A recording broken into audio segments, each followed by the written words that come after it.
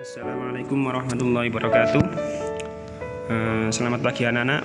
Bagaimana kabarnya hari ini? Semoga di rumah kalian sehat-sehat saja. Selanjutnya kita mulai pembahasannya. Sebelum kita mulai atau lanjutkan pembahasan, kita simak dulu beberapa gambar berikut. Coba di rumah dijawab, gambar apa ini? Ini adalah gambar tata surya, tempat kita hidup, yang bumi tempat kita hidup menjadi salah satu planetnya. Nah, bumi yang kita tempati ini terasa besar. Namun ketika kita membandingkan dengan planet yang lain, dengan matahari, dengan galaksi, dengan tata surya yang lain, kita terasa seperti kecil, sangat kecil dibanding mereka-mereka ini. Selanjutnya, ini gambar angin. Angin yang menggulung, yang sangat besar, yang sangat merusak. Nah, pernahkah kita berpikir bahwa siapa pencipta dari semua ini? Kita sebagai orang Muslim meyakini bahwa segala hal di dunia ini adalah makhluk alias ciptaan Allah. Nah, hari ini kita akan belajar tentang kalimat thayyibah, subhanallah, masya Allah, dan Allahu Akbar. Apa hubungannya dengan gambar tadi? Nanti akan ada penjelasan lebih lanjut. Apa hubungannya dengan gambar yang kita simak tadi dengan pembahasan kita kali ini, kalimat thayyibah, subhanallah, masya Allah, dan Allahu Akbar. Istilah atau sebutan subhanallah atau bacaan subhanallah ini biasa disebut dengan kalimat tasbih. Sudahkah kalian pernah mendengar kalimat tasbih? Kalau belum pernah, mari kita ingat-ingat bahwa kalimat atau bacaan subhanallah adalah disebut kalimat tasbih. Masya Allah tidak ada sebutannya, biasanya langsung disebut masya Allah saja. Sedangkan yang terakhir Allahu Akbar biasanya disebut dengan kalimat takbir. Saya ulangi, kalimat subhanallah atau bacaan subhanallah biasa disebut dengan kalimat tasbih. Masya Allah tidak ada, dan Allahu Akbar biasa disebut dengan kalimat takbir. Selanjutnya, lafadznya. Bagaimanakah bentuk lafal dari subhanallah, masya Allah, dan Allahu Akbar? Kita mulai yang pertama, subhanallah. Bagaimana lafadznya? Lafadz subhanallah terdiri dari beberapa huruf, yaitu sin, ba, ha, alif, nun, kemudian alif, lam lagi, dan kemudian yang terakhir adalah ha. Sehingga ketika dibaca menjadi subhanallah. Coba ditirukan di rumah ya. Saya ulangi lagi, subhanallah. Coba dibaca berkali-kali sehingga bisa membacanya dengan fasih dan benar. Selanjutnya, masya Allah terdiri dari beberapa huruf, yaitu mim, alif, kemudian shin, alif, hamzah, selanjutnya alif, lam lagi, dan ha. Sehingga terbaca masya Allah. Sekali lagi saya bacakan, silakan ditirukan di rumah. Masya Allah.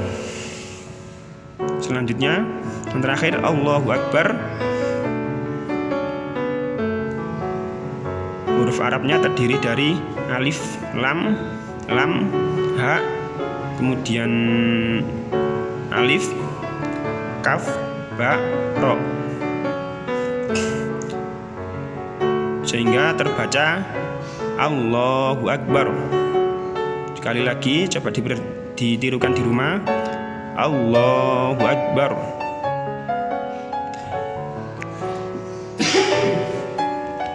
Kita lanjutkan ya.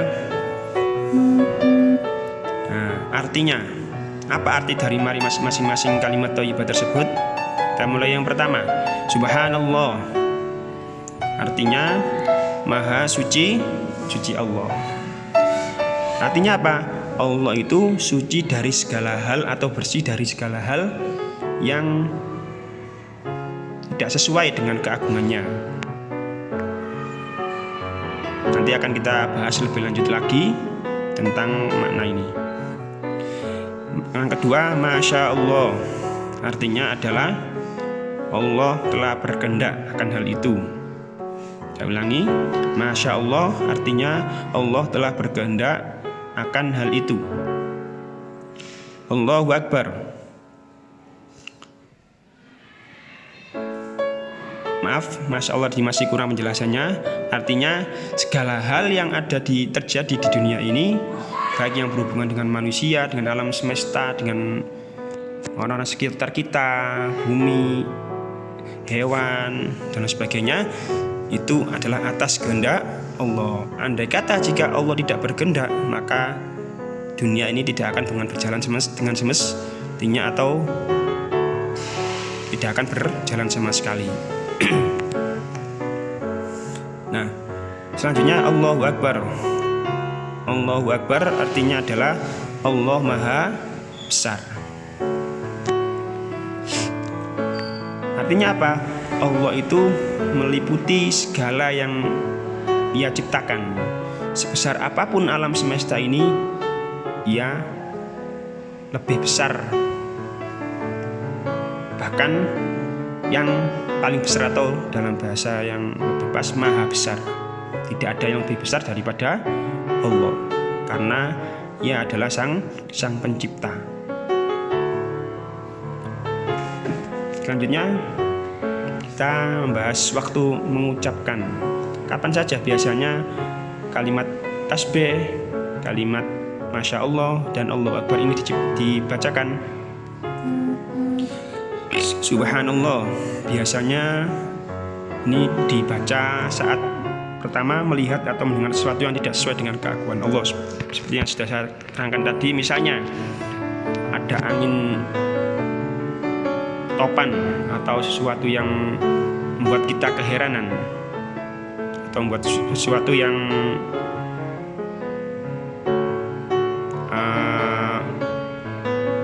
negatif yang membuat kita heran misalnya. Nah, maka kita sebaiknya mengucapkan Subhanallah. Yang kedua adalah saat kita heran melihat sesuatu yang bertentangan dengan kebenaran, sesuatu yang bertentangan dengan kebiasaan dan lain sebagainya. Misalnya kita melihat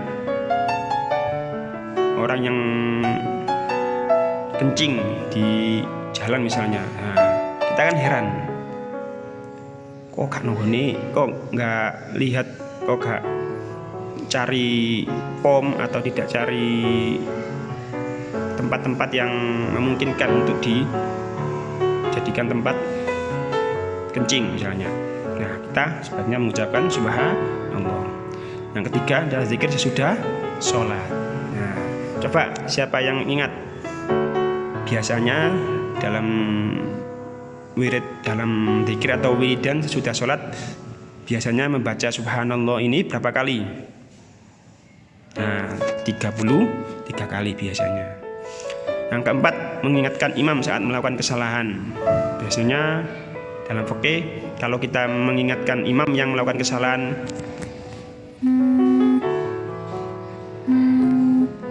misalnya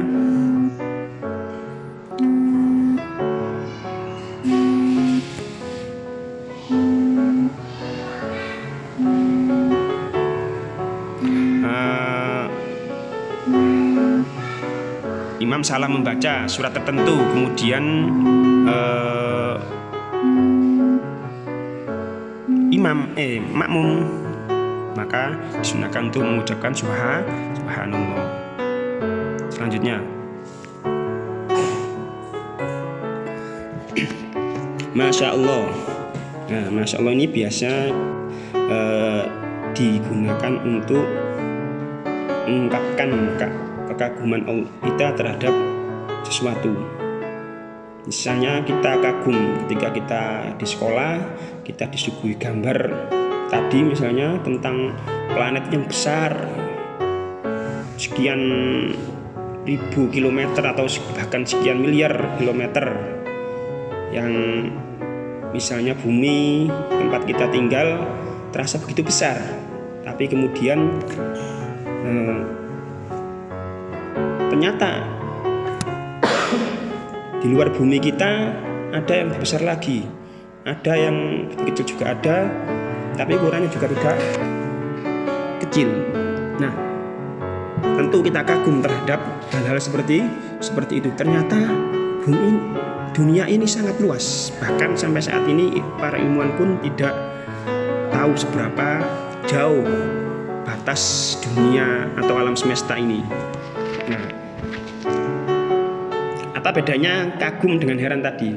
Kalau heran itu lebih berkonotasi negatif atau sesuatu yang paradoks atau berlawanan dengan kebiasaan atau dengan keharusan.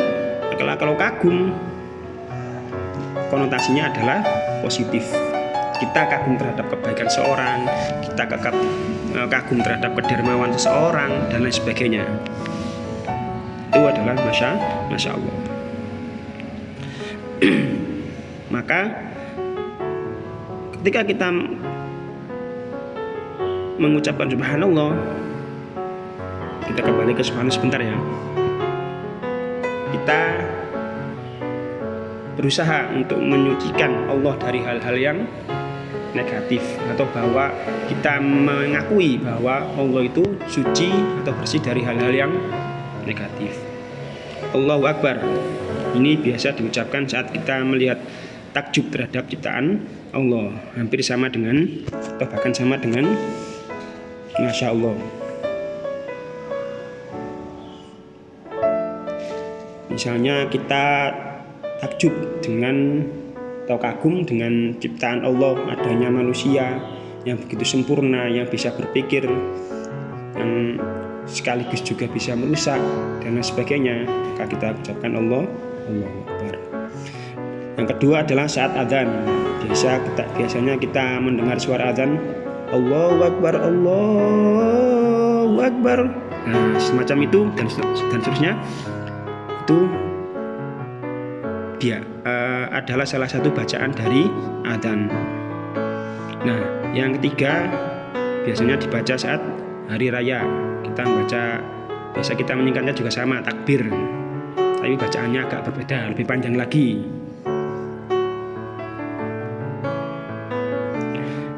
Yang keempat, zikir sesudah sholat. Ini juga sama dengan subhanallah. Ini biasa dibaca sebanyak 33 kali sesudah sholat atau dalam wiridan. Yang kelima, saat mengobarkan, digunakan untuk mengobarkan semangat. Masih ingat kalian sejarah kemerdekaan Indonesia? Ada sang legenda yang namanya Bung Tomo yang memberikan semangat kepada arek-arek Surabaya untuk melawan tentara Belanda bersama Inggris.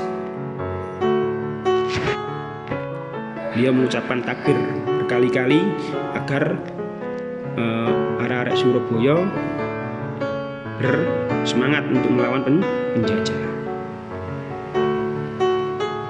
Nah, setelah kita bisa membiasakan diri untuk mengucapkan berbagai kalimat thayyibah, khususnya subhanallah, Allahu Akbar maupun Masya Allah, maka tentu akan memiliki manfaat atau hikmah yang akan didapatkan oleh orang tersebut ketika kita sudah bisa membiasakan diri.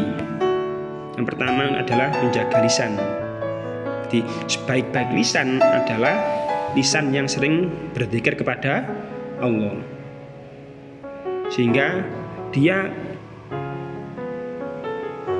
hatinya dan pikirannya akan selalu teringat kepada Allah, selalu berzikir dan bertafakur kepada atau tentang Allah.